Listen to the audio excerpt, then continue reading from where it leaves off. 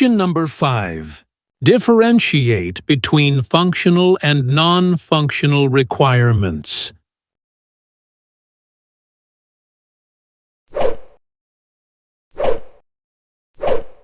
Define specific behaviors or functions of the system. Define the quality attributes and constraints of the system, what the system should do, how the system should perform. Example: user can borrow books.